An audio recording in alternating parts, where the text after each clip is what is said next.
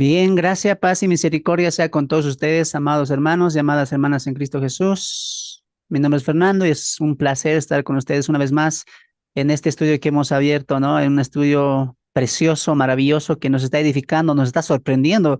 Desde el inicio, la introducción nos sorprendía, la perspectiva de los evangelios, y ya entrando a Mateo, aún la sorpresa sigue continuando, ¿no? Y eso es lo precioso de la palabra, que no nos deja de sorprender, no nos deja de maravillar. No importa la edad, no importa la cultura, no importa el país del que seamos, la palabra sigue siendo esa palabra única, eficaz, ¿no? Que viene de lo alto, divina, que sorprende a nosotros porque somos creación y criaturas de Dios. Y bueno, su palabra siempre nos transforma, siempre nos edifica, siempre nos consuela y a veces también nos exhorta, ¿no?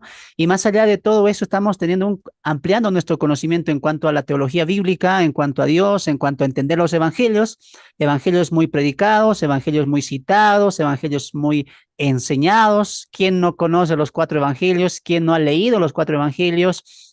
Pero hoy estamos viendo la perspectiva en un sentido teológico, ¿no? En un sentido del principio, del fundamento en el cual Mateo se basa. Y recuerden que Mateo presenta a Jesús como el hijo, perdón, como el rey de los judíos, ¿no? Ese es el enfoque de Mateo. Mateo es un judío publicano, ¿no? Que se convierte al Señor, él lo llama, pero ya acá en este evangelio él va a centrarse en eso, ¿no? Mostrar a los judíos que Jesús, el que ya había muerto, el que ya había ascendido a los cielos, el que ya no estaba con ellos, verdaderamente era el Cristo, era el Mesías, ¿no? Y para eso vamos a continuar, pero antes siempre permítame saludar.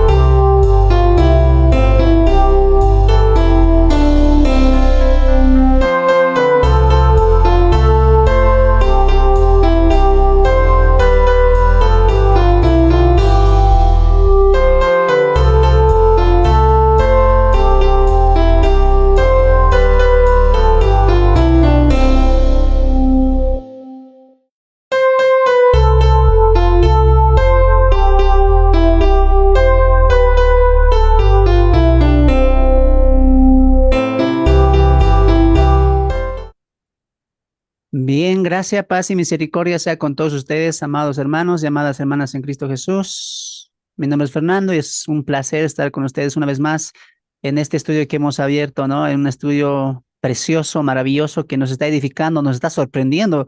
Desde el inicio, la introducción nos sorprendía, la perspectiva de los evangelios, y ya entrando a Mateo, aún la sorpresa sigue continuando, ¿no?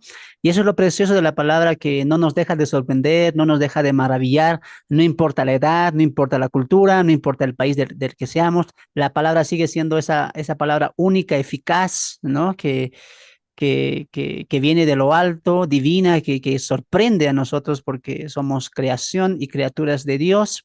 Y bueno, su palabra siempre nos transforma, siempre nos edifica, siempre nos consuela y a veces también nos exhorta, ¿no?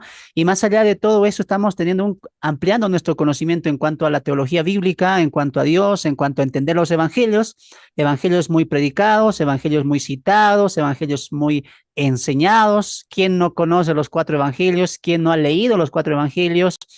Pero hoy estamos viendo la perspectiva en un sentido teológico, ¿no? En un sentido del principio, del fundamento en el cual Mateo se basa. Y recuerden que Mateo presenta a Jesús como el hijo, perdón, como el rey de los judíos, ¿no? Ese es el enfoque de Mateo. Mateo es un judío publicano, ¿no? Que se convierte al Señor, Él lo llama, pero ya acá en este evangelio Él va a centrarse en eso, ¿no? Mostrar a los judíos que Jesús, el que ya había muerto, el que ya había ascendido a los cielos, el que ya no estaba con ellos, verdaderamente era el Cristo, era el Mesías, ¿no?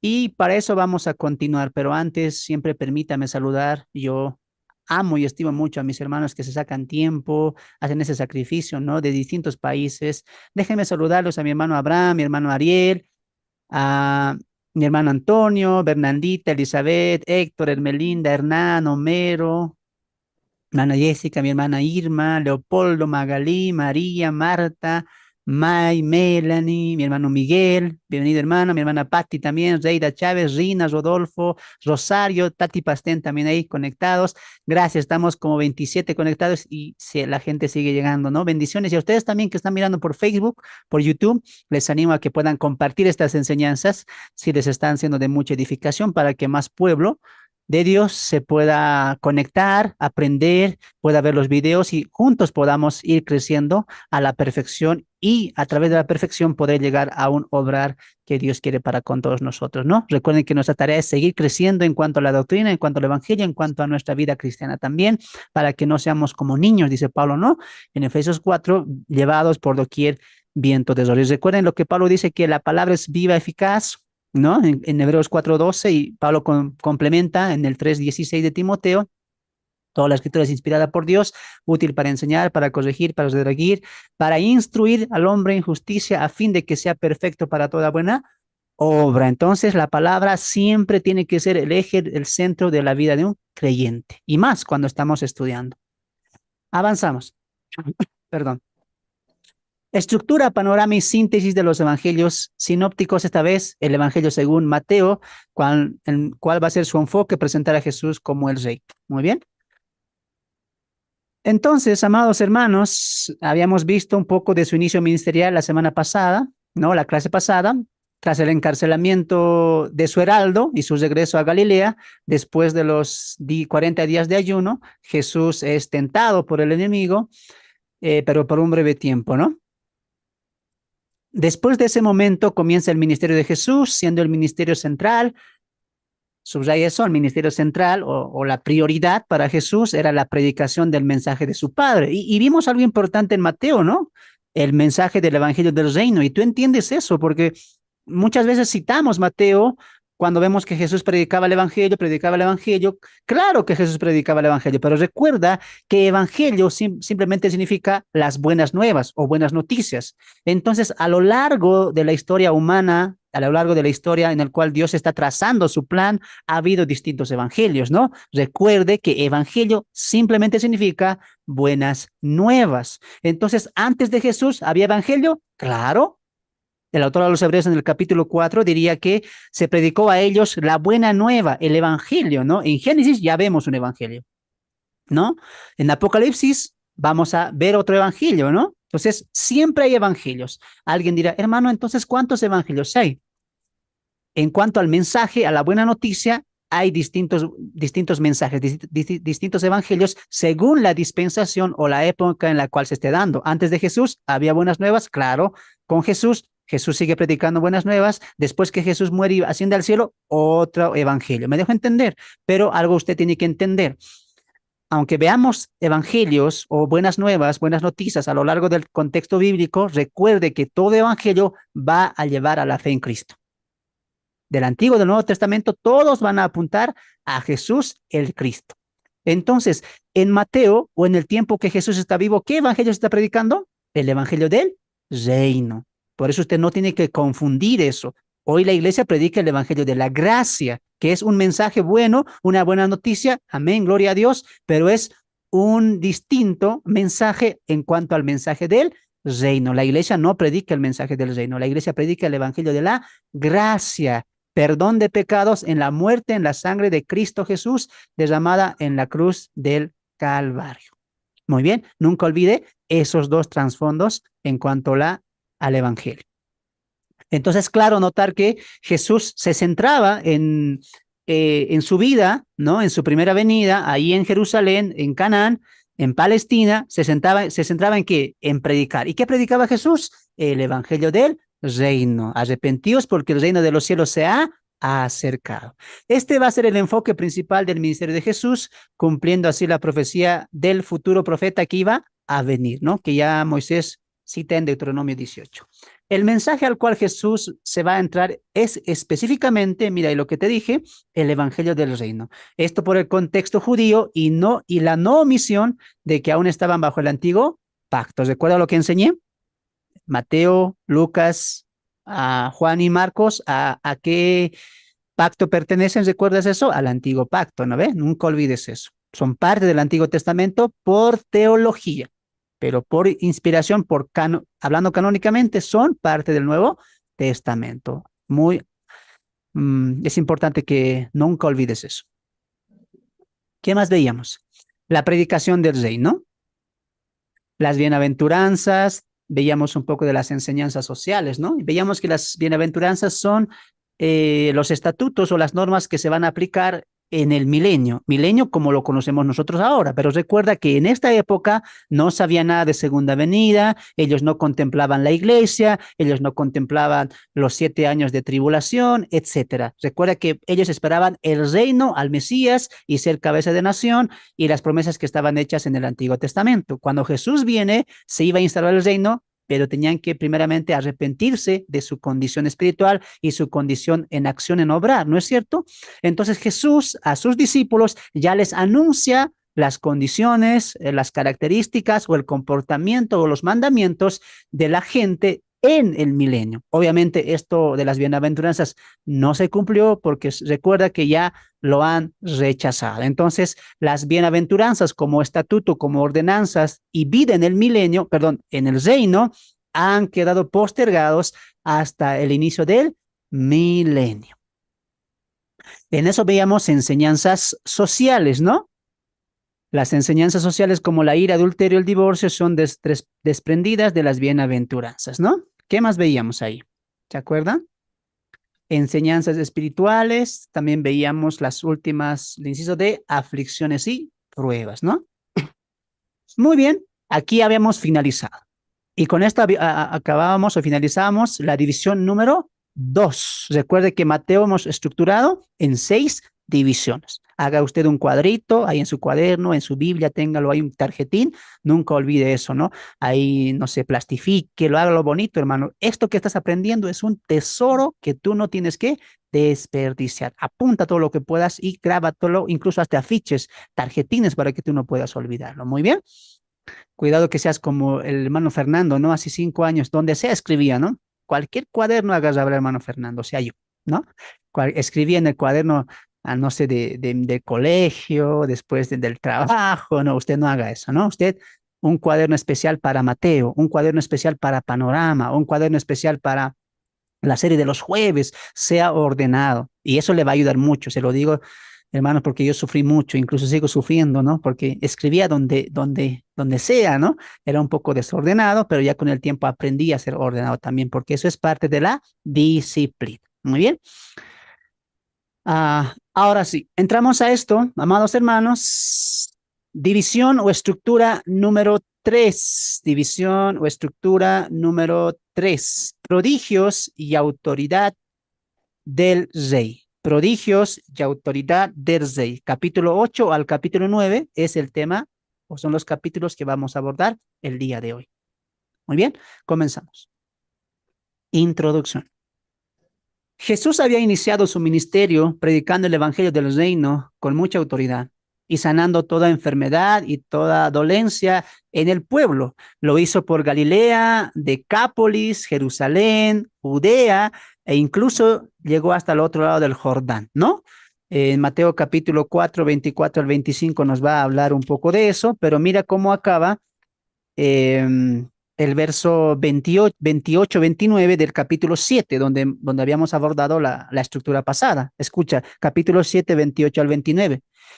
Y cuando terminó Jesús estas palabras, o sea, acabó el sermón del monte, porque recuerda que el sermón del monte no solamente son las bienaventuranzas, recuerda que el sermón acaba en el capítulo 7. Anota eso. El Sermón del Monte empieza en el capítulo 5 y acaba en el capítulo 7, específicamente en el verso 28-29. Porque ¿qué dice el 28?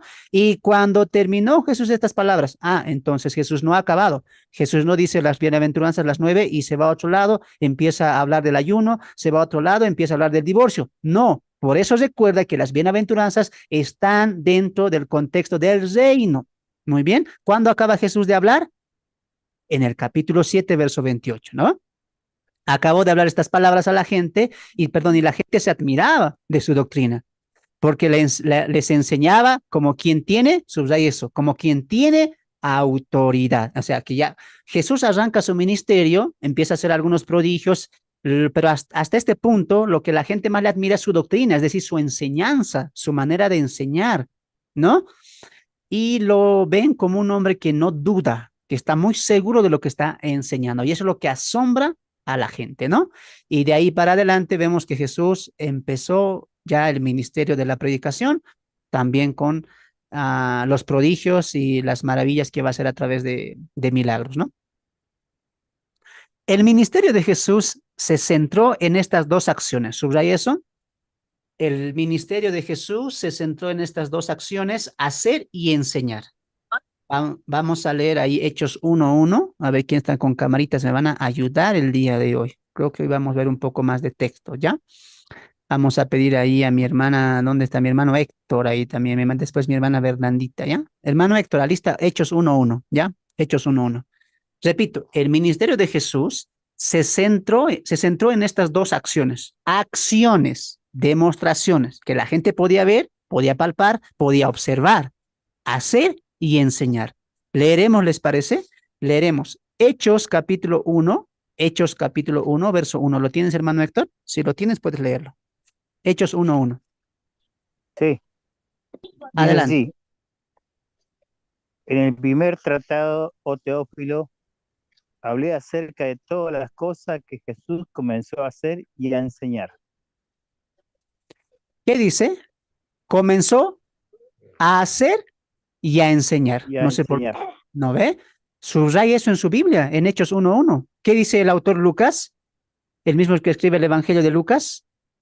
Jesús empezó a hacer y enseñar. ¿Podemos hacer nosotros eso? En principio no, porque nosotros primeramente tenemos que aprender y luego hacer.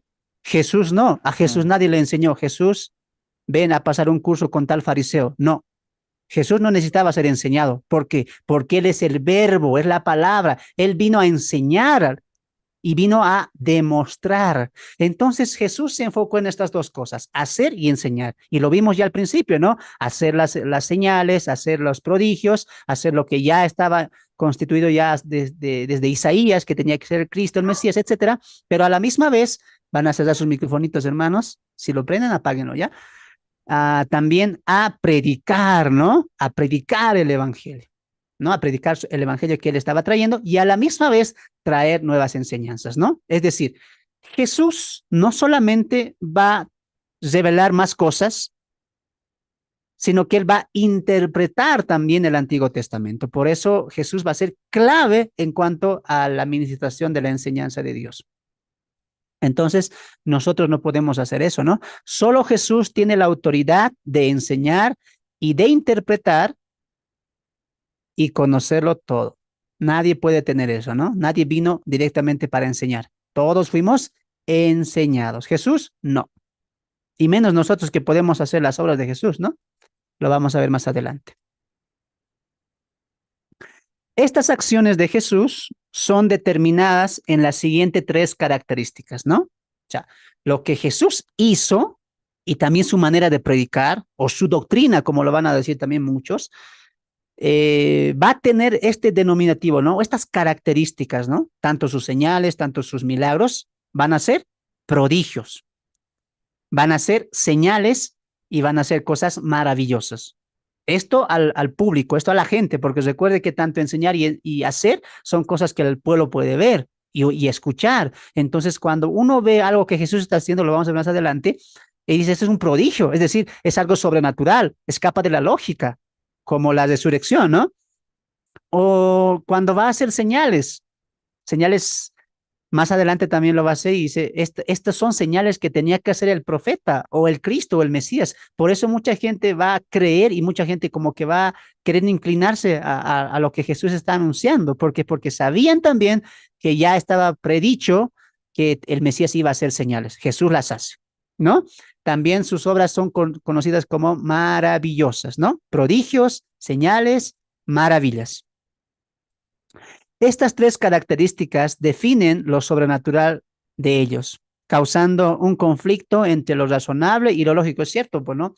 Porque, por ejemplo, la sanación de lo que vamos a ver a un momento de dos ciegos, por ejemplo. O sea, ciegos de nacimiento que la gente diga estos se acabaron así, pero Jesús viene y los sana, eso escapa de la lógica.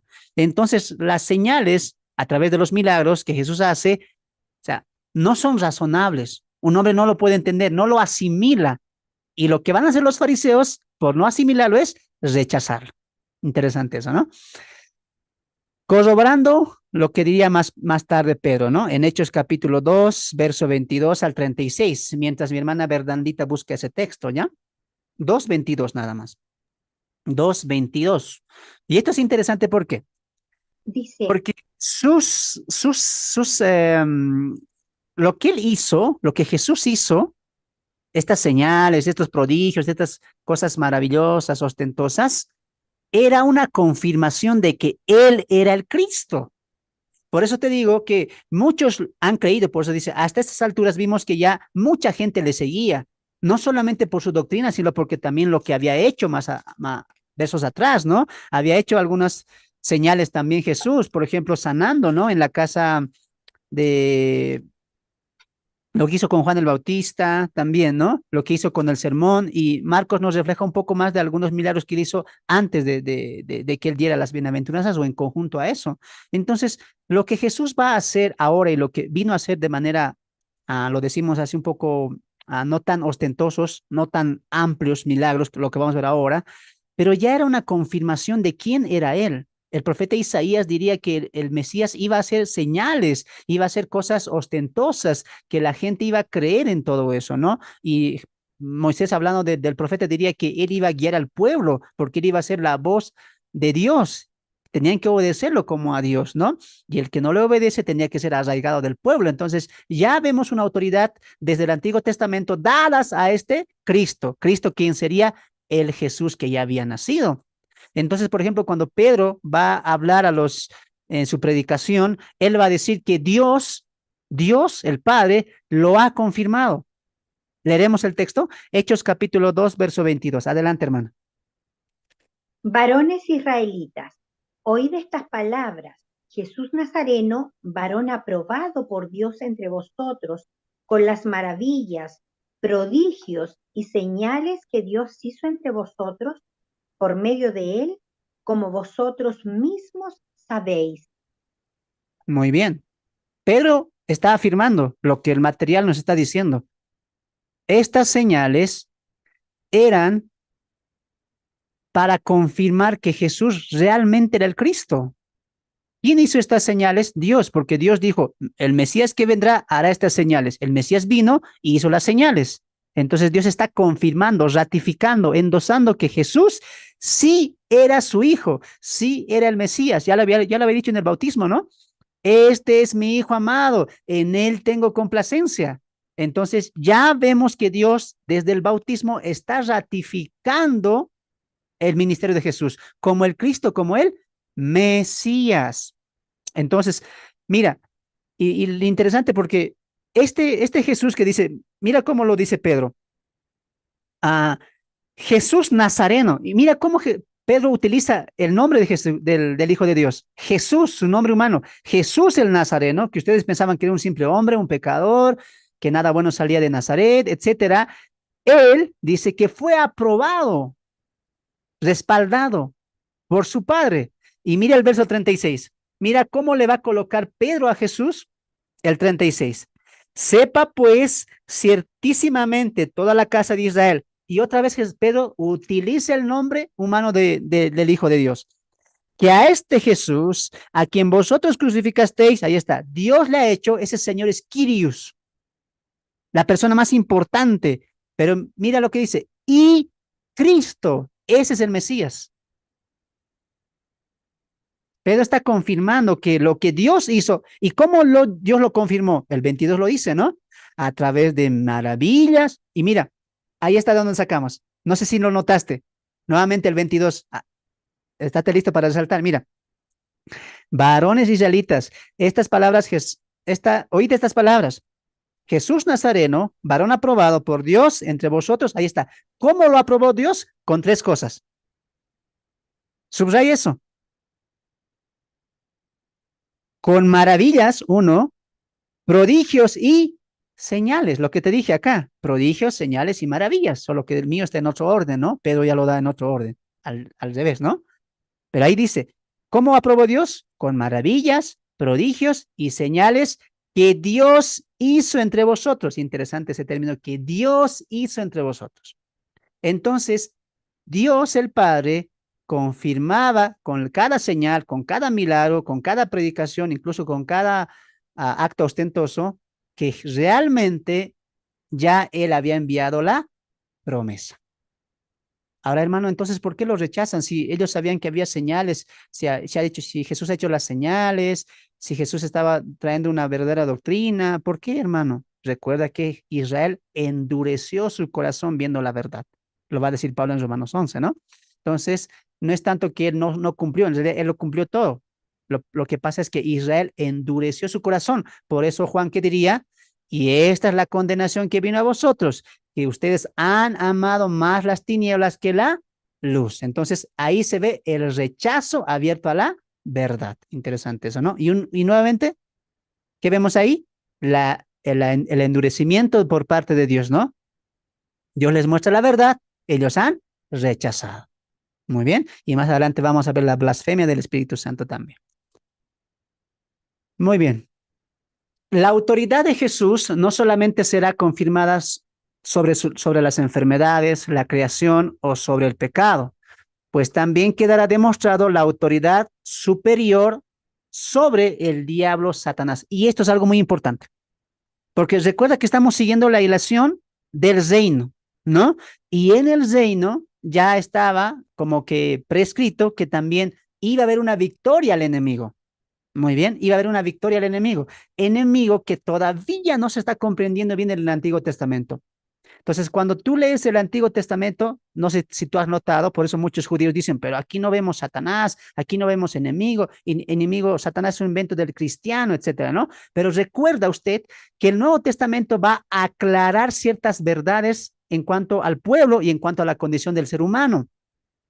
Y ratifica nuevamente el Nuevo Testamento que hay un padre de la mentira, hay un padre del engaño, hay un padre del mal. Y los judíos lo conocían como Belcebú o príncipe de los demonios, ¿no? Pero ya Jesús le va a dar títulos como el diablo, Satanás. Y más adelante vemos otros títulos. Entonces, recuerda que para ellos no está tan importante tener un concepto claro de lo que era el enemigo, pero ya Jesús lo sabe bien y Jesús va a hablar mucho del infierno. ¿Ahora entiendes eso?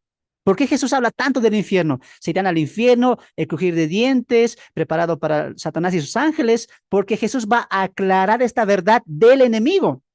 Ahora, si nosotros tenemos esta hilación, tú vas a entender que todo lo que estaba aconteciendo acá, en este punto de la historia, era un complot muy bien diseñado de Satanás. Así que quiero que pongas mucha atención acá, mucha atención.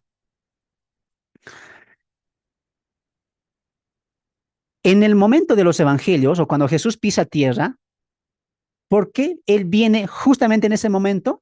Porque ya Satanás había conquistado para ese momento gran parte del mundo de ese entonces.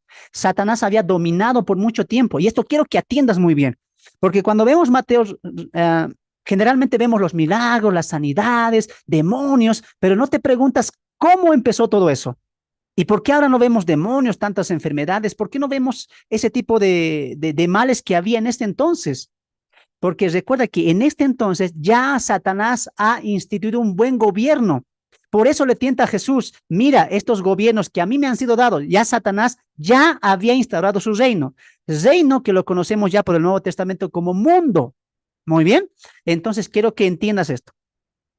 En este punto de la historia, los judíos ya habían tocado fondo espiritual, cultural, social, político, estaban completamente desviados al pecado, completamente desviados al mal. Y hermanos, los gentiles también, tanto judíos como gentiles, estaban completamente engañados por Satanás. Y Satanás había tenido en cierta parte victoria en este punto de la historia. Por eso Jesús viene a derribar este gobierno que ya Satanás había instaurado.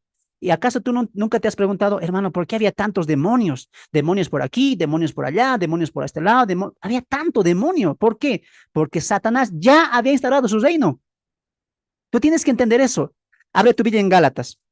Vamos a ver, meditar un poco esto. Gálatas, y mira cómo esto nos va a abrir el marco a lo que va a pasar en su segunda venida.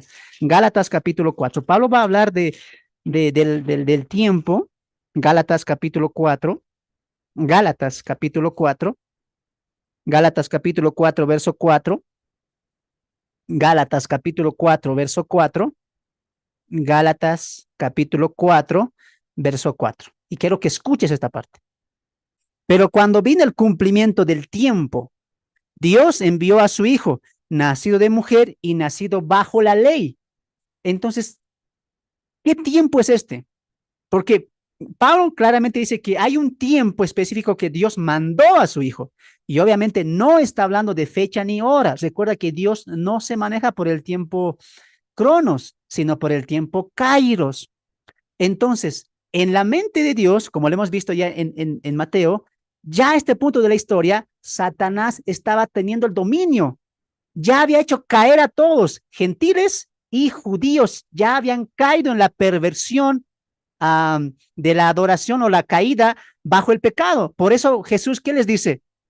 Ustedes son del diablo porque las obras del diablo hacen. Su padre es el diablo. Entonces, mira aquí adelante, se habían corrompido los sacerdotes, se habían corrompido los fariseos, se habían corrompido los judíos, totalmente corrompido. Y ahí se levanta Juan el Bautista para decir, hey, arrepiéntanse, son pecadores. Entonces, mire este punto.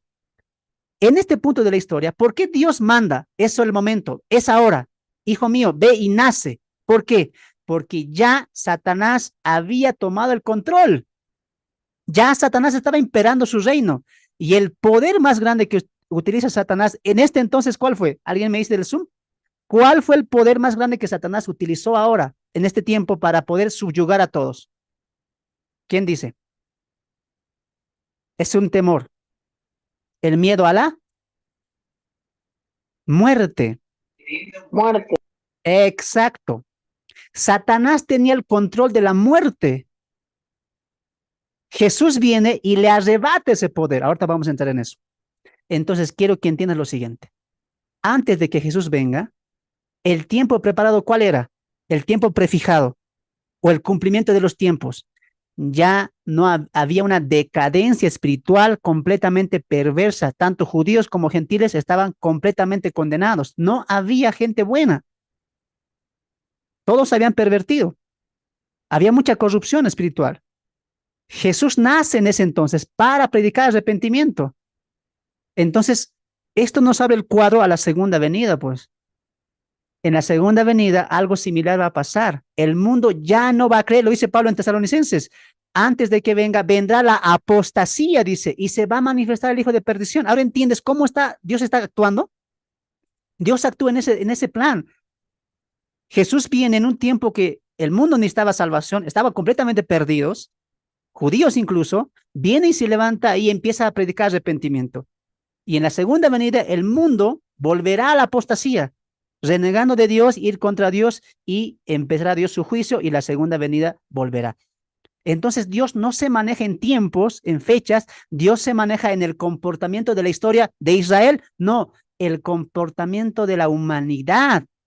¿Me dejo entender? Entonces, quiero que hablas tu Biblia en Hebreos, ¿ya? Hebreos vamos un momento, ¿ya? Mientras me acuerdo otro texto, pues hermano, estaba aquí ya sé cuál es. Hebreos capítulo 2. Hebreos capítulo 2, verso 9. Verso 9.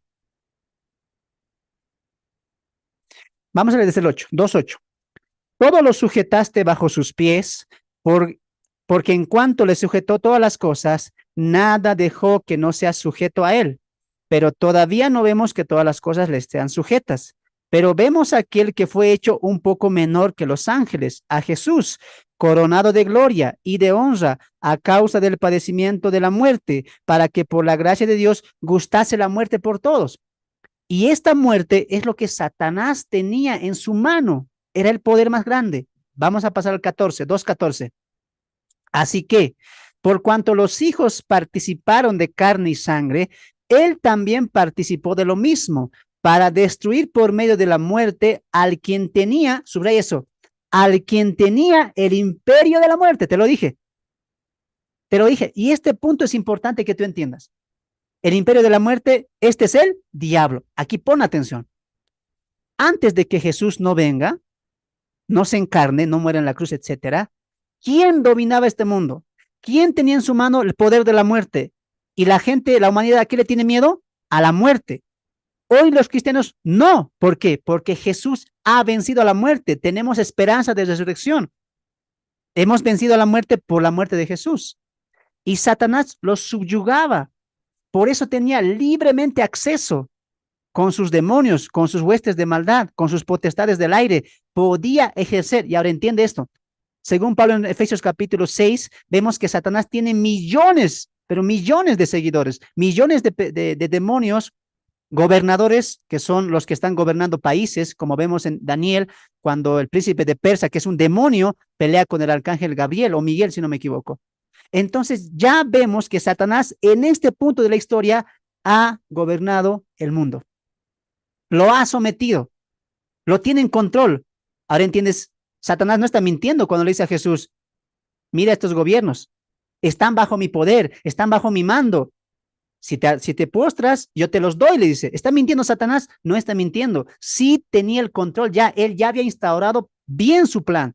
Por eso Jesús viene y derriba ese plan. ¿Me dejo entender? Ahora, mire aquí adelante. Hermano, ¿eso qué tiene que ver con los milagros, con las sanidades, con lo que estamos viendo en Mateo? Tiene mucho que ver. ¿Sabes por qué? Porque Satanás estaba usando esas cosas para someter al mundo al miedo, al temor, y así poder ganar adeptos. ¿Quieres que te lo demuestre? Hechos capítulo 2. Hechos capítulo 2.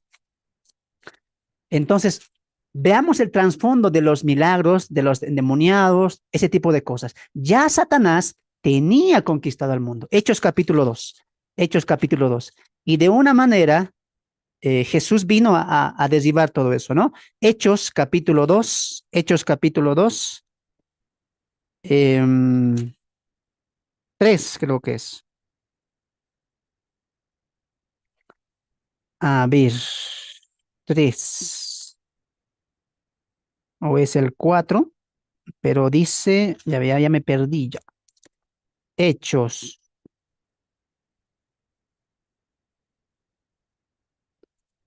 Pero habla Pedro de que Dios Jesús vino a deshacer aquellas obras que por las cuales oprimía el diablo a la gente.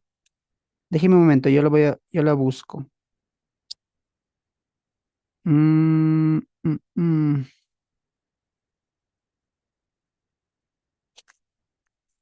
A ver, 2:43, ¿no será? 2:43. No, no es ese. Tiene que estar en los dos mensajes de Pedro.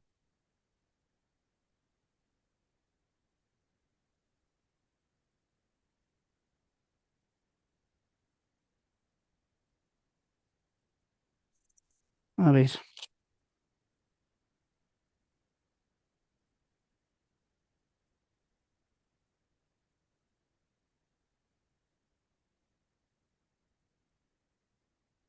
Ya, a ver, voy a buscar ya, pero está aquí, yo sé que está aquí, a ver si alguien lo encuentra. Ya sé que está en Hechos, yo sé que está en Hechos. Tiene que estar en los dos mensajes de... Ah, ya me acordé, hermanos. Ah, está en el de Cornelio, perdón.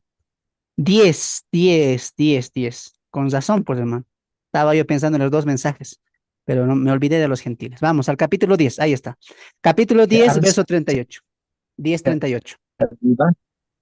10:38. Muy bien, 10:38.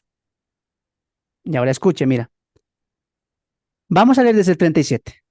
Vosotros sabéis lo que se divulgó por toda Judea, comenzando desde Galilea, después del bautismo que predicó Juan.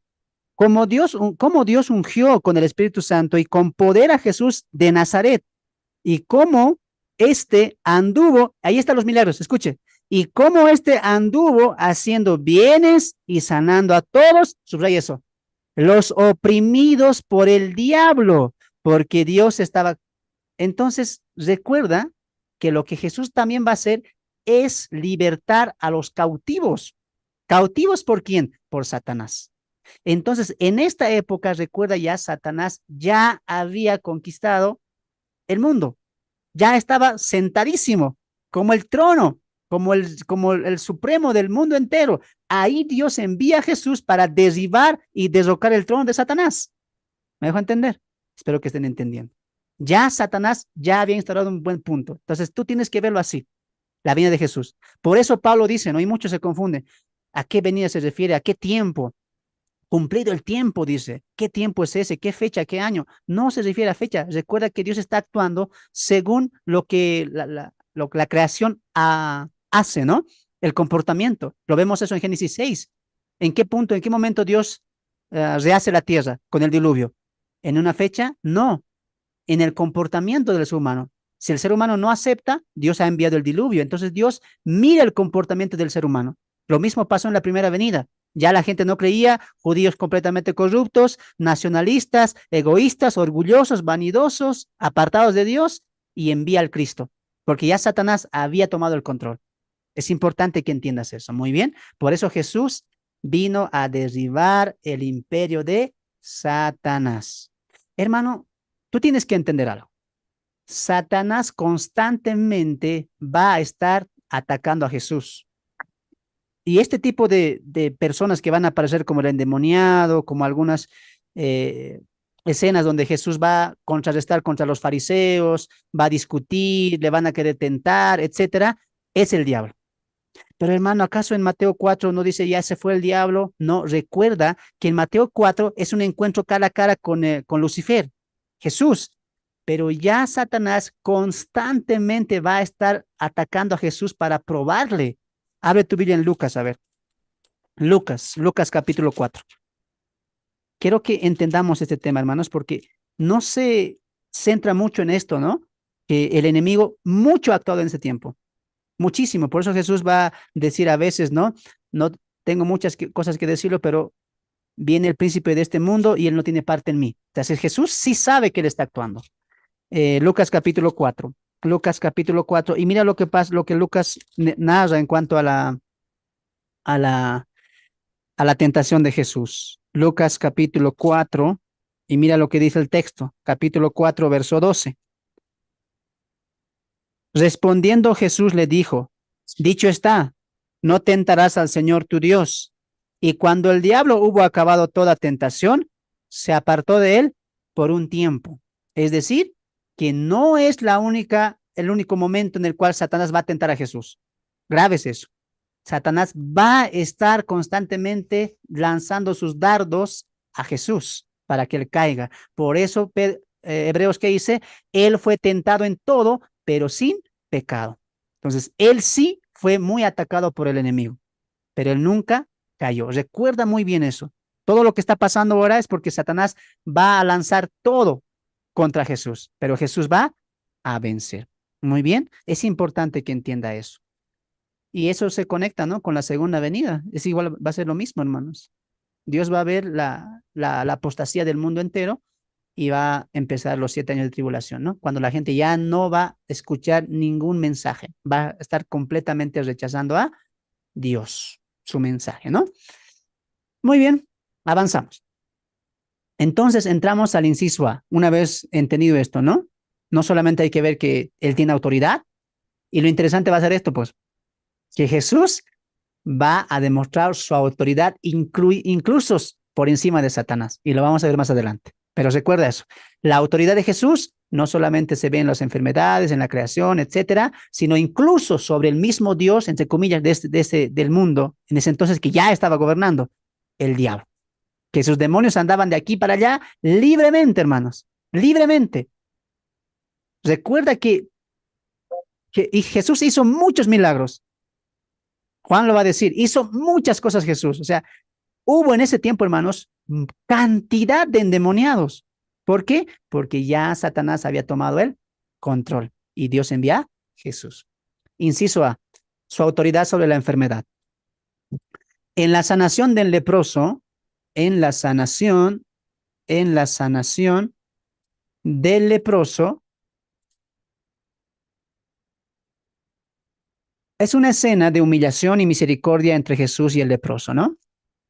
Quiero pedir a mi hermana Patti que pueda leer, a ver, Mateo capítulo 8, verso 1 al verso 4. Mateo capítulo 8, verso 1 al verso 4. Vamos a ver este encuentro, ¿no? Entre Jesús y el leproso. ¿Lo tienes, hermana? 8, 1 al 4 de Mateo. Amén. Al descender Jesús del monte, lo seguía mucha gente. Un leproso se le acercó, se arrodilló ante él y le dijo, Señor, si quieres puedes limpiarme. Jesús extendió la mano, lo tocó y le dijo, quiero, ya has quedado limpio. Y al instante su lepra desapareció. Entonces Jesús le dijo, ten cuidado de no decirle nada a nadie, más bien ve y preséntate ante el sacerdote y ofrece por tu purificación lo que Moisés mandó para que les sirva de testimonio. Amén, gracias. En este encuentro vemos la humillación del hombre que tenía lepra, ¿no? Y vemos la misericordia de Jesús. Porque él le pregunta, ¿quieres sanarme? Y Jesús dice, sí quiero. Qué interesante, ¿no? Aquí el leproso no dice, no le decreta, no le pide, no le exige al Señor, no dice, mi boca tiene poder, no. Él le dice, ¿quieres sanarme? Y Jesús dice, sí, eso se llama humillación. Interesante, hay mucha enseñanza acá, pero no es el punto del estudio. Recuerda que estamos viendo Mateo en un sentido estructurado nada más, ¿no? Lo que sí vamos a saltar de aquí es que él va a sanar una enfermedad incurable. O sea, ahí nomás ya estamos viendo hechos ostentosos, señales. ¿Quién podía haber sanado una enfermedad incurable de la época? Tanto que así que ya estaba destinado que ese hombre muera fuera del campamento, fuera de las tierras, ¿sí o no? Era una enfermedad incurable. Y vemos con la curación de María que solamente Dios lo podía curar. Y una vez más, una demostración de que Jesús era Dios. ¿Quién podía curar esto si no era el poder de Dios? Note, hermano, que Jesús ya estaba dando señales. Sí, señales que los judíos no van a ver o no van a querer entender, ¿no? Entonces vamos a avanzar. Vamos a avanzar. Cierren sus microfonitos, por favor. Cierren sus microfonitos. Cierren sus microfonitos. Muy bien. En la sanación del criado del centurión, vemos un reconocimiento de su autoridad, ¿no? En la del leproso que vimos, su misericordia. Él ha mostrado su misericordia. Sí quiero sanarte. En el criado del centurión, vamos a ver un reconocimiento de su autoridad. ¿Por qué? Porque el centurión va a reconocer, Señor, le va a decir. Reconoce, siendo él un hombre de autoridad también. O sea, lo resaltante acá, hermanos, es que Jesús lo sana sin ir a su casa, sin ir a su encuentro. Porque el mismo hombre le dice, no, no vayas porque tú puedes decirlo y se va a hacer. Como yo hago eso, yo envío y se hace porque yo tengo autoridad. Entonces Jesús, el centurión reconoce la autoridad de Jesús. Y eso que es un hombre gentil. Por eso Jesús dice, wow, ¿no? Increíble. Aprendan. No he visto en Israel un hombre que tenga la fe como tiene este hombre y siendo gentil, ¿no? Pero aquí lo que queremos resaltar es lo que él va a decir, hermana Patti, por favor, en el verso 12, pero el verso 11 al verso 12, ¿no? Una vez que él dice, solo dilo y se va a sanar, mira lo que dice Jesús, el verso 11 y el verso 12. Adelante. Amén. Yo les digo que muchos vendrán de oriente y del occidente y se sentarán con Abraham, Isaac y Jacob en el reino de los cielos. Pero los hijos del reino serán arrojados a las tinieblas de afuera. Allí habrá tanto y rechinar de dientes. Obviamente, cuando Jesús utiliza esta figura, que ya va a ampliar más adelante, habla del rechazo de Israel como los hijos del reino y la inclusión de los gentiles. Jesús ya está dejando pistas de lo que se viene más adelante. Recuerda que Jesús ya sabe que lo van a rechazar, ya sabe que él va a morir, etcétera, porque a eso vino, pero ya está dando vestigios de que ya los gentiles se van a incluir por la fe. Y una vez más, mira, la fe de los gentiles, ¿no? La fe del creyente. Interesante lo que proponen los calvinistas, ¿no? Que nadie puede acercarse a Dios porque todos son inútiles, ¿no? No pueden, no hay bueno. Pero aquí vemos que este centurión se acercó a Jesús. Él fue a su encuentro y lo vamos a ver constantemente. La mujer con flujo de sangre corrió donde Jesús. Los dos ciegos fueron a Jesús. No es que los atrayó. Vemos que sí, la gente podía ejercer fe, podía escuchar de Jesús, podía creer en Jesús y podía ir a Jesús. Interesante eso, ¿no? Y aquí una vez más vemos que Dios, Jesús, pero en este caso no va a discriminar en cuanto a la fe. En cuanto al reino, sí, como le dice a la mujer serifenicia, ¿no? No, porque no está bien dar el pan a los perrillos. Está hablando del reino, ¿no? Del mensaje del reino. Pero en cuanto a la fe, vemos que Jesús sí acepta la fe de los gentiles y la halaga también acá, ¿no? Entonces, cuando él utiliza, como que le está diciendo, ¿no? Incluso los gentiles se van a sentar con sus patriarcas, Abraham, Isaac, Jacob, y ustedes van a ser echados al fuego. ¿Por qué? Por su incredulidad, ¿no? El rechazo que va a tener después la nación de Israel, lo que diría Jesús, ¿no? El hombre limpia la casa, ¿no? Barrida, luego el demonio sale, va, vuelven 7 más y su estado es peor que el postrero, ¿no? Que peor que el primero, perdón. Entonces es lo que está haciendo Jesús. Jesús está limpiando la casa de Israel, pero tras el rechazo, la nación va a entrar en completa decadencia, tanto así que serán muertos en el 70 y ya Dios los va a relegar de sus planes, ¿no? Y en este tiempo trabaja con la iglesia y ellos han sido alejados, ¿no? Como decía Jesús en la parábola, ¿no? El reino será dado a otro pueblo que haga fruto de este y ustedes serán rechazados, ¿no? Interesante lo que Jesús ya poco a poco está proponiendo. La sanación de la suegra de Pedro. Resaltamos la autoridad sobre los demonios y las enfermedades producidas por el pecado. Lo que dijimos en Pedro, ¿no? Estaban oprimidos por el diablo. Es interesante notar la interpretación de Mateo refiriéndose al profeta Isaías y vamos a leer esa parte, ¿ya? Abre tu Biblia en Mateo capítulo 8, verso 16, lo voy a leer yo y dice así. Vino Jesús a la casa de Pedro y vio a la suegra de este postrada en cama, con fiebre, y tocó su manto y la fiebre la dejó y ella se levantó y le servía, sanación. Y cuando llegó la noche, trajeron a él muchos de endemoniados y con la palabra echó fuera, ahí están muchos endemoniados. Mira lo que vimos hace un momento, ¿no? Echó fuera a los demonios y sanó a todos los enfermos, para que se cumpliese lo dicho por el profeta Isaías cuando dijo, él mismo tomó nuestras enfermedades y llevó nuestras dolencias. ¿Qué está haciendo aquí Mateo? Está interpretando. ¿Tú has escuchado alguna vez que dicen, no, no, la Biblia no hay que interpretar, hay que leerla? No, la Biblia tiene que ser interpretada. Aquí Mateo está interpretando Isaías capítulo 53, 4. Lo está interpretando. Lo que dice Isaías 53, 4, esto significaba, esto era, dice Mateo. Lo está interpretando. Lo mismo hace Pedro en Hechos 2, ¿no? Interpretando 3 salmos. Interesante eso. Entonces la Biblia sí tiene que ser interpretada. Ahora, ¿está correcto la interpretación de Mateo? Porque él dice, él mismo tomó, como si él mismo hubiera recibido la enfermedad, ¿no? Ahora, obviamente aquí, hermanos, está hablando de que Jesús se ha compadecido de los enfermos, ¿no?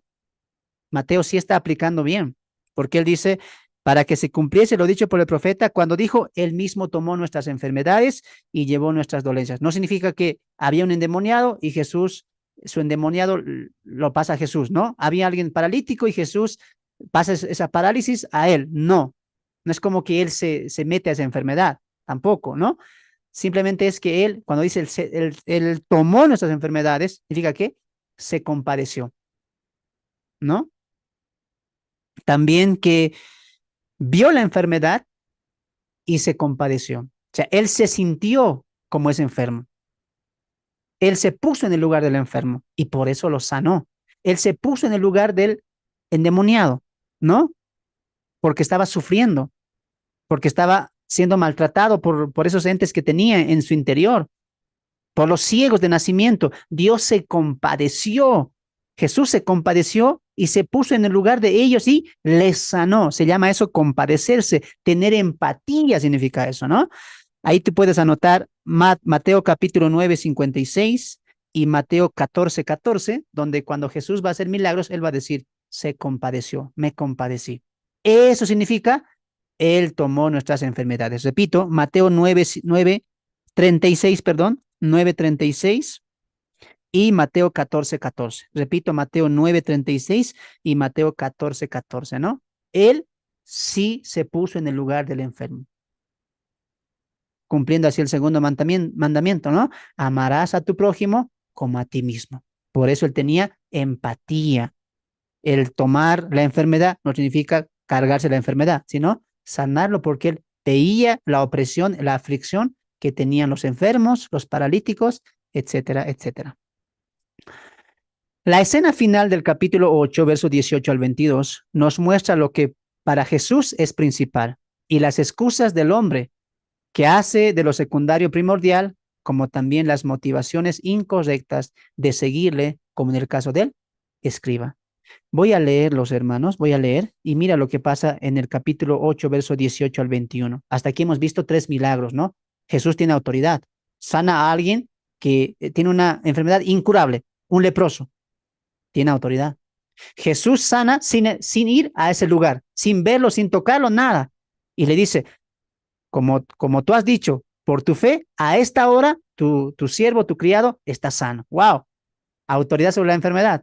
¿Qué más hizo? Sanó a la suegra de Pedro y la mujer de Pedro, perdón, la suegra, ya estaba trabajando, sirviendo, cocinando, etcétera, ¿no?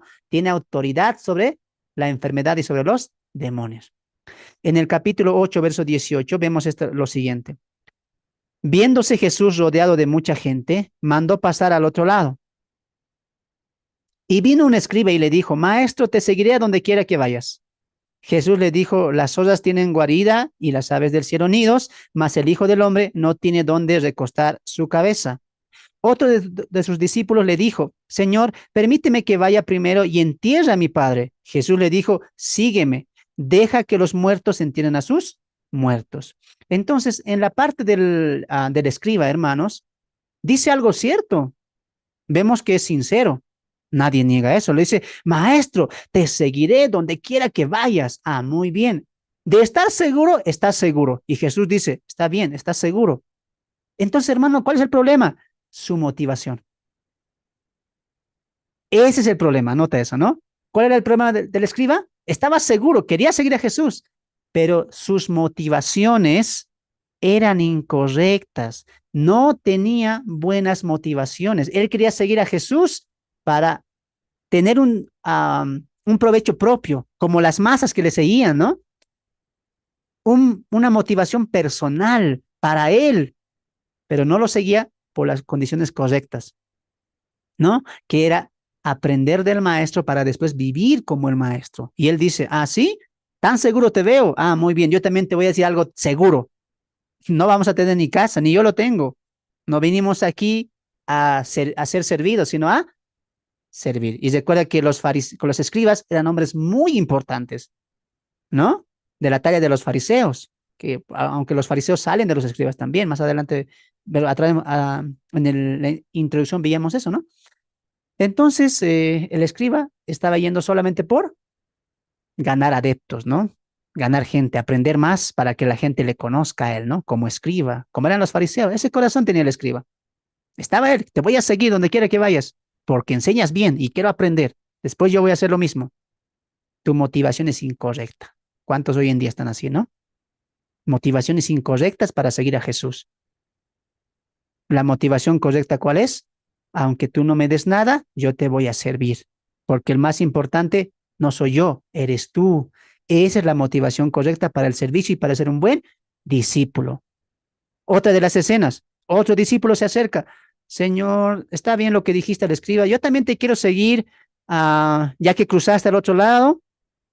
Y mira la intención de Jesús al cruzar al otro lado, quiere ver cuántos más le van a seguir. ¿Me dejo entender? O sea, Jesús es muy, pero muy razonable, ¿no? sea, él va a utilizar mucho su inteligencia para ir quitándose masas. Jesús nunca quiso que tuviera masas, sino que le siga gente que realmente quiere ser sus discípulos.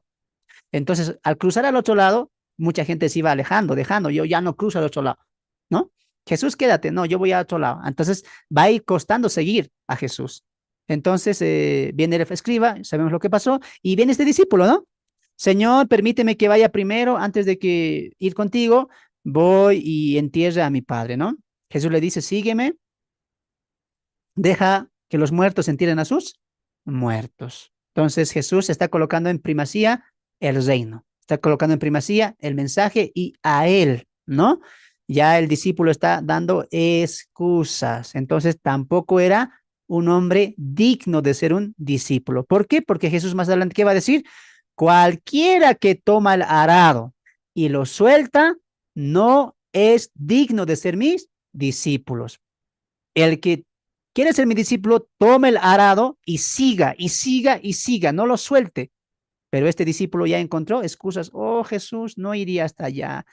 Iría, pero te cuento que en este caso, hermanos, cuando dice enterrar a mi padre, no significa que su padre está muerto, ¿no? Significa que su papá estaba con una enfermedad y él quería, Jesús, voy a ir a mi casa y voy a esperar que mi papá se muera y lo entierro y vengo contigo. Su papá estaba enfermo, ¿no? Estaba enfermo, él quería quedarse en su casa para estar con su papá hasta que muera. Y raro que Jesús le diga, pero deja que los muertos entierren a sus muertos. ¿A qué se refiere Jesús al decir eso? Que él no va a poder hacer nada. Él no va a poder hacer nada por su papá. Él va a morir. El discípulo lo sabe y Jesús lo sabe. Por eso el discípulo dice, Jesús tal vez se sana, ¿no? Le dice, yo lo voy a ir a enterrar porque ya va a morir. Y Jesús le dice, pero si sabes que va a morir y yo sé que va a morir, entonces ¿para qué haces eso? Ven y sígueme. Una vez más, la prioridad de Jesús. Qué interesante eso, ¿no? Si tú dirías, hermano, vamos a ir a evangelizar, a predicar, pero tengo un enfermo, lo que Jesús diría es, deja eso, que el trayecto de su vida continúe, tú no puedes hacer mucho, no te afanes por eso, afánate o preocúpate por el reino que es primordial. Por eso Jesús que le dice, deja eso y sígueme. Interesante eso, ¿no? Muy bien, inciso B, inciso B sobre la creación. Sobre la creación. Capítulo 8, verso 23 al verso 27. Voy a pedir a mi hermana Bernandita que me ayude con la lectura. Capítulo 8, verso 23 al 27. ¿Qué estamos viendo? Prodigios y autoridad del rey. Hemos visto su autoridad sobre las enfermedades. La enfermedad no le puede decir, no. La enfermedad sana cuando Jesús lo dice. ¿Por qué? Porque tiene autoridad. Ahora vamos a ver su autoridad sobre la creación. Hermana, ¿puedes leer capítulo 8, verso 23 al verso 27? Adelante. La hermana Bernarda ya se despidió. Ya, entonces, hermana Pati, ayúdame tú. Del 23 al 27. amén. Y luego subió a la barca y sus discípulos lo siguieron. En esto se levantó en un lago una tempestad tan grande que las olas cubrían la barca, pero él dormía. Sus discípulos se despertaron y le dijeron, Señor, sálvanos, que estamos por naufragar. Él les dijo, ¿por qué tienen miedo, hombres de poca fe? Entonces se levantó, reprendió al viento y a las aguas, y sobrevino una calma impresionante. Y esos hombres se quedaron asombrados y decían, ¿qué clase de hombre es este que hasta el viento y las aguas le obedecen? Amén. Una escena muy conocida, ¿no? Pero Jesús acá va a calmar dos tempestades, ¿no? Porque aquí la diapositiva dice, pero Jesús siempre tuvo esa autoridad, pero que esta ha sido manifestada en esta escena por las dos tormentas. Alguien dirá, hermano, ¿acaso había dos tormentas? No había dos tormentas, había una tormenta. No, había dos tormentas. ¿Alguien me dice qué dos tormentas eran? Una era la tormenta del agua, del mar. La segunda, que Jesús calma, la tormenta del El corazón viento. la tormenta del corazón de los discípulos. Los discípulos estaban igual así, afanados, preocupados, iban a morir. Así como las olas estaban tambaleando de un lado a otro, azotando, los corazones de los discípulos estaban dispuestos a a, a declinar, ¿no? Entonces Jesús, al momento de calmar la tempestad, calma la tempestad de las aguas de la creación, pero a la misma vez calma el corazón de los discípulos cuando le dicen, wow, ¿qué hombre es este que tiene autoridad incluso sobre las aguas, sobre la creación? ¿No? Esta vez la autoridad de Jesús se extiende sobre los demonios, que son creación de Dios. Lo interesante es ver que los mismos demonios reconocen la presencia del Hijo de Dios. Y esto estamos entrando al mensaje de Jesús y los endemoniados de Gadareno, ¿no? No pueden hacer nada contra su palabra porque los atormentan. Esto es muy notorio por lo que dicen los demonios. Esta es la escena correcta, pues ellos mismos distinguen dos cosas, que no era el tiempo de su juicio y que sería Jesús quien iba a ejecutar ese castigo. Ahora, interesante porque en Mateo capítulo 8, verso 28, el texto dice que había dos endemoniados, ¿no? Eran dos endemoniados, no era uno, pero cuando vamos a Marcos 5, nos dice que era un endemoniado. Pero vamos a leer el verso 28. Cuando llegó a la otra orilla a la tierra de los Gadarenos, vinieron a su encuentro, subraya eso, dos endemoniados que salían de sus sepulcros feroces en gran manera. Hermanos, estaban en los sepulcros, hermanos, en las cuevas, interesantes. Feroces en gran manera, tanto que nadie podía pasar por aquel camino. Hermanos del Zoom, ¿quién tiene razón? ¿Marcos o Mateo? ¿Eran dos o eran uno? ¿Quién está mintiendo ahí?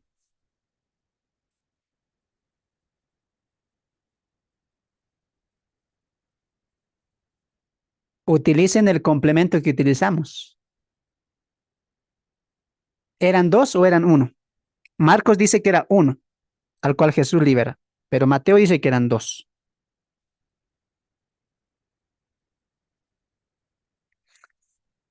Muy bien, ¿no? Ya están durmiendo los hermanos. Reaccionen, reaccionen. Bueno, eran dos gadarenos. ¿Pero por qué Marcos refleja uno? Porque Marcos está poniendo importancia con el que va a hablar.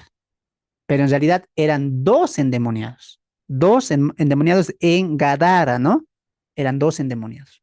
Entonces, ahí utilizamos lo que vimos, el complemento. Marcos está complementando a la conversación extensa que tuvo Jesús con el endemoniado, ¿no? Y Mateo está aclarando solamente la autoridad. Ahí también vemos las perspectivas, ¿no? ¿Por qué Marcos está ampliando más la conversación y baja abajo? Y incluso el gadareno le dice, te quiero seguir, déjame seguirte. ¿Por qué Marcos o sea, desenglosa mejor eso que Mateo? Porque recuerda que Marcos va a hablar del servicio del Señor, de cómo él tuvo misericordia, piedad, bondad por las almas que estuvieron así. Pero Mateo se está enfrascando solamente en Jesús tenía autoridad. Por eso mira lo que le dice en el capítulo 8, verso 29. Y clamaron diciendo, ¿qué tienes con nosotros? Y Jesús, Hijo de Dios, has venido acá para atormentarnos antes. Interesante esto. Has venido a atormentarnos antes de tiempo. Entonces, ahí Mateo quiere resaltar nuevamente que el Cristo, el Mesías, iba a tener autoridad sobre estas entes demoníacas, ¿no? Dos cosas está denotando Mateo. Uno, que el tiempo de su juicio no había venido. Es decir, que ellos sí saben que va a haber un juicio. Interesante eso, ¿no? Ellos sí saben que van a caer a un juicio. Y número dos, ese juicio va a ser impuesto o demandado por Jesús. Cosa que ya el Nuevo Testamento ya nos aclara mejor con Apocalipsis, ¿no? Y nuevamente la teología se correlaciona. Muy bien, en el castigo de los demonios. Sobre el pecado. La historia del paralítico y el llamamiento de Mateo fueron historias centradas en la pasión de Cristo por la condición pecadora.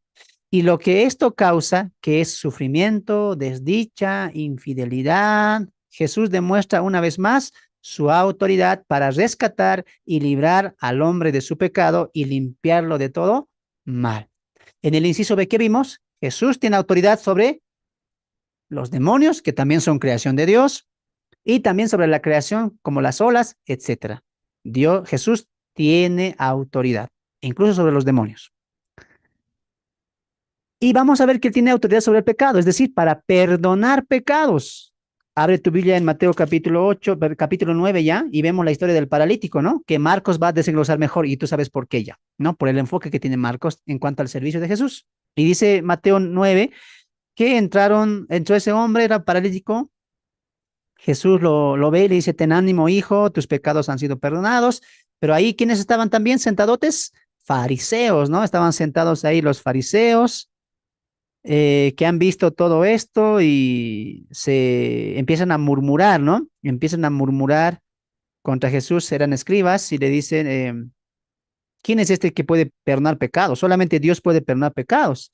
A lo que Jesús responde, a ver, les voy a hacer una pregunta a ustedes, dice, ¿no? Y a ver, vamos a preguntar a los del Zoom para que despierten. Jesús hace una pregunta porque están cavilando, es decir, están maquinando en sus pensamientos, ¿no? Los escribas y dicen, ¿quién es este que puede perdonar pecados? Solamente Dios puede perdonar pecados. ¿Quién se cree este, no? Y Jesús les dice, ¿por qué dicen eso ustedes? ¿Por qué hablan eso en sus corazones? Y les pregunta, ¿qué es más fácil? Verso 5, ¿qué es más fácil decir? ¿Los pecados te son perdonados o decir, levántate y anda? Hermanos del Zoom, ¿cuál es más fácil decir? ¿Qué creen? ¿Qué es más fácil? Levántate y anda. La hermana dice, levántate y anda, es más fácil. Dice. Otros, Pecados te son perdonados. tus Tus pecados pecados. te son Levántate y perdonados. anda. ¿Por qué es más fácil decir tus pecados te son perdonados? A ver. Porque son palabras más sencillas, van a decir. No, hermano. Tiene autoridad para perdonar.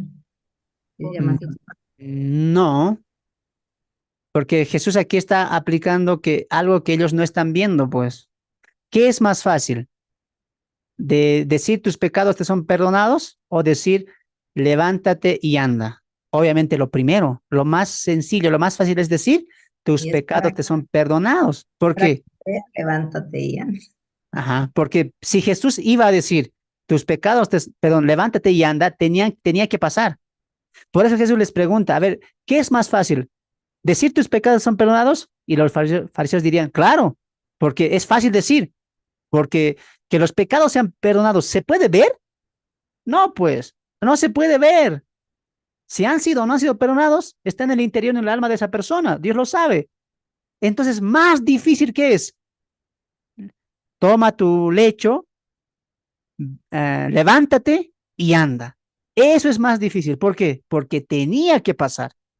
Entonces Jesús le dice, muy bien, para que sepáis que el Hijo del Hombre, verso 6, tiene potestad en la tierra para perdonar pecados, ¿qué le dice? Levántate, toma tu cama y vete a casa. Entonces Jesús les restrega, ustedes piensan que yo no tengo autoridad.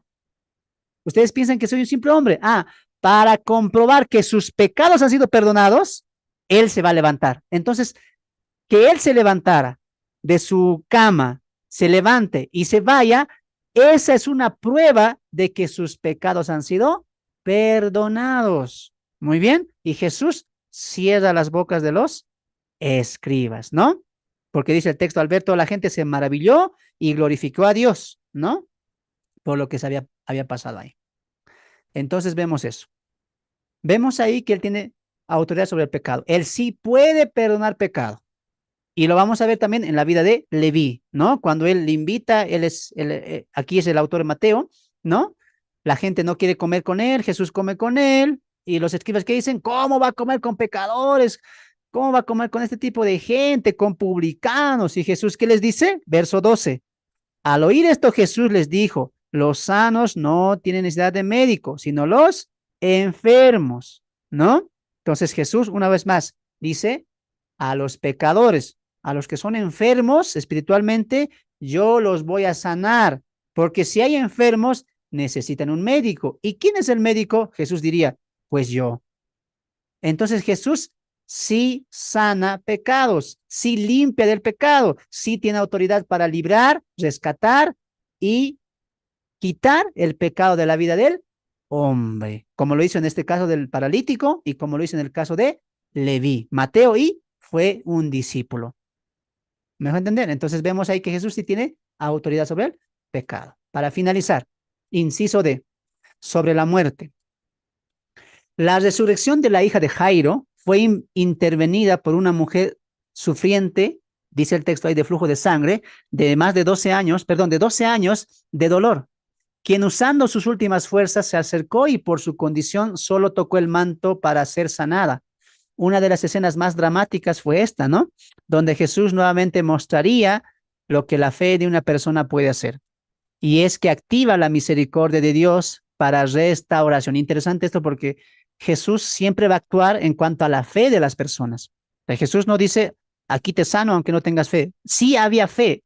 Y recuerde que esta fe no siempre es para salvación, sino es para creer que Él realmente podía sanarlos, ¿no? Recuerde que aquí no estamos hablando en cuanto a salvación, porque aunque la mujer diga, hoy es el día de mi salvación, Jesús le dice, por tu fe has sido salvada, no habla de la salvación del alma, habla de la salvación del cuerpo, de la sanidad, ¿no? Entonces ellos sí creían que Jesús los podía sanar, pero muchos no creían que Él realmente era el Mesías, sí creían que lo podía sanar. Esa es otra manera en cual está actuando la misericordia de Jesús. Pero una vez más, Jesús no actúa sin que la persona crea que Él lo puede hacer. Por eso más adelante les va a decir, ¿no?, a los dos ciegos, ¿ustedes creen que Él lo puede hacer? Y los dos ciegos le van a decir, sí, creemos. Entonces Jesús los va a sanar. Entonces vemos una vez más que la fe está actuando para poder recibir la misericordia y la bondad de Dios en cuanto a los milagros. Bueno, la mujer de flujo de sangre sanada, saben desde la historia. Después de esto vemos en un acto seguido que Jesús resucita a Talita, ¿no?, la hija de Jairo, en presencia de algunos, pero una noticia así no podría ocultarse. Mucho tiempo, una vez más Jesús es anunciado en toda la tierra desde ese entonces por sus actos sobrenaturales, ¿no? Y no te vas a extrañar porque Marcos nuevamente no va a coincidir con Mateo. O sea, tú cuando leas, no te confundas, siempre recuerda que se están complementando, porque Marcos dice que Jairo va a Jesús y le dice, mi hija está enferma. Mateo, ¿qué dice? Mi hija ha muerto, dice Jairo. Entonces, ¿cuál de las dos son verdad? ¿O murió o estaba enferma? Bueno, las dos son verdad, ¿no? Siguiendo los dos relatos, esto es lo que pasó, siguiendo los dos relatos, ¿no? Talita está enferma y su papá Jairo corre hacia Jesús. Lo intercepta, le dice que vaya y le ayude, pero en ese momento pasa la escena de la mujer de flujo de sangre, ¿no? Y ahí Jesús se entretiene un rato porque la gente era mucha, etcétera, y viene una sierva de Jairo y le dice, ya no lo molestes, ya tu hija ya ha muerto, dice, ¿no? Ahí Jesús escucha eso y le dice, no te preocupes, vamos a tu casa, porque ella no está muerta, ella duerme, le va a decir, ¿no? Entonces vemos que son complementarios. Marcos sí está aclarando cómo va, pero ya Mateo refleja qué es lo que pasó después de la mujer que fue sanada con flujo de sangre. Entonces no hay contradicción, son complementarios. Eso va a pasar mucho en los evangelios. No olvides entender eso, ¿no? Porque muchos pueden pensar, aquí hay un error, están mintiendo, no son iguales. Recuerda que son complementarios. No debemos olvidar el centro de esta tercera división, y es afirmar que todos estos prodigios y señales de autoridad eran para una prueba clara de quién era Jesús. Recordemos que las profecías hablan de las señales hechas por el Cristo, profecías que Jesús ya estaba cumpliendo. Jesús cierra el capítulo 9 con un llamado a sus discípulos por la provisión de siervos, obreros para guiar y ser de bendición espiritual a tantas almas con sed de ser restauradas y acercadas al buen pastor. Finalizamos de esta manera, capítulo 9, verso 35 al 38, ¿no? Recorría Jesús las ciudades y aldeas, enseñando en las sinagogas de ellos y predicando, una vez más, mira, el evangelio del reino. Subraya eso en tu Biblia. El evangelio del reino, sanando toda enfermedad y toda dolencia en el pueblo. Y al ver la multitud, tuvo compasión de ellas, porque estaban desamparadas y dispersas, como ovejas que no tienen pastor. Como ovejas que no tienen pastor. Entonces dijo a sus discípulos, a la verdad, la mies es mucha, mas los obreros pocos. Rogad pues al Señor de la mies que envíe obreros a su mies. Jesús acaba de esta manera, hablando a sus discípulos. ¿Y cuál fue el llamado? Rueguen. ¿Por qué hace Jesús eso? Porque ha visto a la multitud, mucha gente. Y el texto dice que estaban dos cosas, desamparadas y dispersas. Desamparadas, ¿qué significa? Sin esperanza, en agonía, en tristeza y dispersas, estaban confundidas, estaban en un sentido alborotadas por lo que estaba pasando en ese entonces.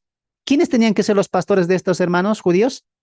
Los fariseos, los escribas. Pero ellos, a ellos mismos se han pastoreado, no les importaba el pueblo estaba sufriendo. Y Jesús mira y dice, este pueblo está desamparado, está disperso, está sin esperanza, están en agonía. Y Jesús dice, esto no es un trabajo para mí solo, necesitamos siervos, necesitamos, ¿qué dice el texto? Obreros. Ahora la pregunta es, ¿por qué Jesús no le pide al Padre? ¿Por qué Jesús no ora, Padre mío, envía siervos?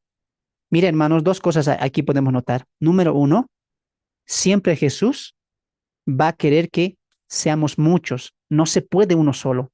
Por eso somos una familia que llevamos el Evangelio. No lo puede hacer uno solo, menos en una iglesia y menos a nivel de región. Y número dos, ¿por qué Jesús no le pidió al Padre? A ver, respóndanme eso de lo del Zoom. ¿Por qué Jesús no le pidió al Padre? Porque era una manera en que Jesús los enseña a que dependan del Padre, que ellos también aprendan a depender de Dios y ellos mismos oren al Padre. ¿Ya? ¿Alguien tiene otra respuesta?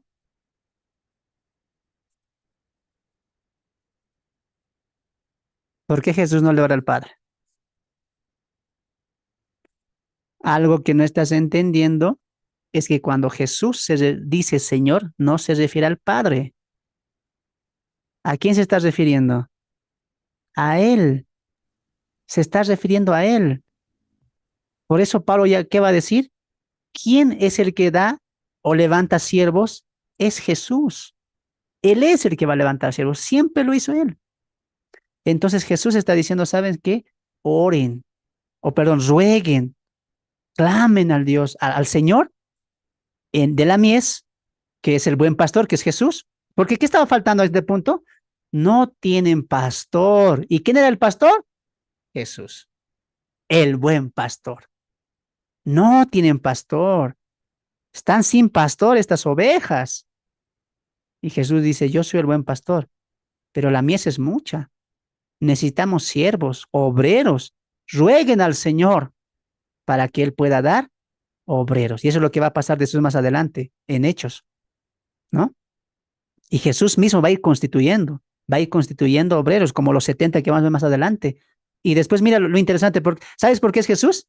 ¿Sabes por qué es Jesús, hermanos? No solamente por lo que Pablo dice, por el contexto.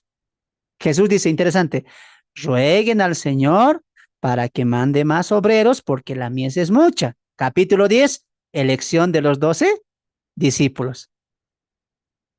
Misión de los 12 discípulos. Ya les está encomendando. Entonces, ¿qué está haciendo Jesús? No es tanto que, como dijo, no, que al Padre, no, porque recuerda que Él está viendo en Él.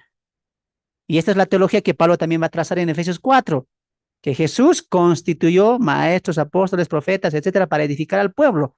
Entonces, siempre vemos que el ministerio de la edificación a las demás personas la da Jesús. Él es el Señor. Interesante eso, ¿no? Entonces, amados hermanos, es algo similar que pasa el día de hoy, ¿no? Hay gente desamparada y hay gente dispersa. En este caso, ¿a quién hay que rogar? A Cristo. Que Él pueda proveer siervos, líderes, pastores que puedan dar dirección al rebaño. Hay mucha gente así. No sé si has visto esta escena como yo lo veo, ¿no? Jesús mirando a la gente y diciendo, esta gente necesita pastor, necesita un líder, necesita alguien que les enseñe, ¿no? Esa gente necesitaba ayuda espiritual, estaba confundida, no sabía que estaba en pecados y querían pan, querían los pescados, querían las sanidades, pero Jesús le dice, están mal, necesitan ayuda espiritual. Interesante porque Jesús, Él no dice, yo lo puedo hacer, hay que rogar por líderes, pastores, ¿no? Interesante todo eso. Bien, amados hermanos, vamos a llegar hasta ahí el día de hoy. Hemos visto la división número 3, prodigios y autoridad del rey, ¿no? Hemos visto ya mucho de eso.